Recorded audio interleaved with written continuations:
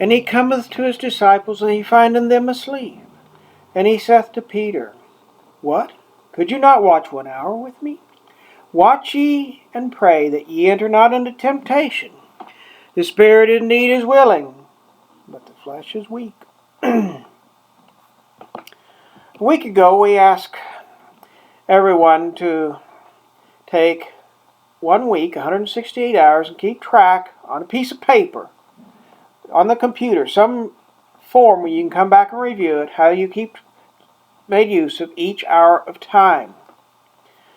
Will Christ come and find us sleeping? Not true. We do have to sleep in order. But at this time, the apostles were called to stay awake. Now, I'm not calling for people to give up their sleeping time. Actually, studies show that some of us are not sleeping as much as we ought to. If we look at our 168 hours, we will find that. But I am asking you to give an hour each day to prayer. And I've already found it for you. If you're average, you spend 24 hours a week in front of a screen. That's a whole day, like from midnight to midnight. Whether it's TV, computer, or even our telephone or tablet now. I mean, it's easy to spend all this time. Now, I'm not talking about those of us who actually have to write and compose and work on a computer. I'm talking about wasting time. This is in addition to our 40-hour week as we have here in the United States, or whatever your work week is, and your commute time. Okay? So you've got that hour. Because an hour a day is only 7 hours. So 24 minus 7, you still got 17 hours left, and still you might even want to think about using that in a better manner. Okay? So there's no question, each and every one of us has an hour to spend in prayer. And we will still have time left for recreation. And recreation is important. And there's good recreation. When the weather's nice, I like to take a walk. Okay? And I can pray when I walk even. That's in addition to the hour I spend. And I think we can pray while we walk. Of course, it's like the 2 monks came in. One monk comes in, May I smoke while I pray? I know this is not politically correct. I don't plan on being politically correct. And the abbot says, well, forget it. No way, Jose. The next monk comes in, May I pray while I smoke? Oh, of course you may. Okay. Actually, though, I think the prayer time should be spent in meditation, mental prayer, meditative reading. That's where you take a book and you read it slowly, or you can take I like to do it this way, like if I'm meditating on the Our Father, the Hail Mary, or the prayers, the prayer from the breviary, whatever. I like to read it line at a time so I don't have to stop and think, okay, where am I at? Our Father, where did it? Oh, okay. So it's easier that way.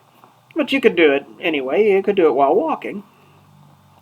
Spiritual reading, reading the lives of the saints, etc., etc., etc. And an hour a day is not too much to ask. Fulton Sheen suggested an hour a day. I've got another book that suggests an hour a day. In fact, I can pull this one book out. In fact, it is right over here. Okay. I'm going to read their suggestion. I've forgotten it was right next to it.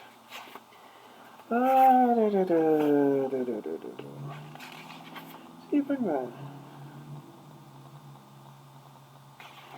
Okay. How little service during the day or the week do we render God, and how much could we do? We should at least give 1/10 part of the day to the service of God. For the same reason that 1/10 part of the fruit should be given to God. Should 1/10 part of time be given to Him. In other words, what this book is recommending, and it's an excellent book, Sermons by Fabri Canciones, by Father M. Fabri, S.J., translated from the Latin by Reverend M.J. Conway. This is an older one. I have brought it back into print. You can look it up on Amazon.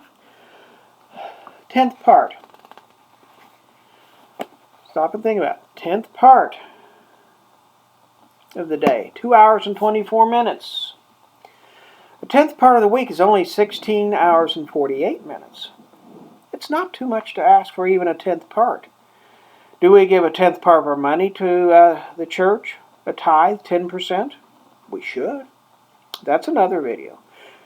Do we give a 10th part of our time? Actually, many of us should. Maybe we can't do that. But you do have an hour. And that's what I am asking for. But I'm telling you, there are people out there asking lay people. This book is written for lay people, not for the clergy. I'm asking you to spend an hour a day in prayer. And that's why this one will be published just before Lent of 2017. Although whenever you come across it, it holds good. But Lent's a good time to bring up and bring into our life virtuous practice, like more prayer, more fasting, because we're obliged to fast, etc. But the purpose here is pray an hour a day, because we're going to ask ourselves, we should examine ourselves at 168 hours, how we wish we had spent our time at the end of the world. And I'm not talking about the last trumpet. I'm talking about the day when the world ends for us. And we must count for every moment of time. St. Paul says, therefore every one of us shall render account to God for himself. The day the world ends for us is the day we die. Are we going to wish that we'd heeded this advice to spend an hour a day in prayer? Or are we going to rather wish we'd done 2 hours and 24 minutes a day? Or at least try to do more than an hour? I'm thinking we might. But let us resolve now 1 hour each day in prayer. And so, let us pray.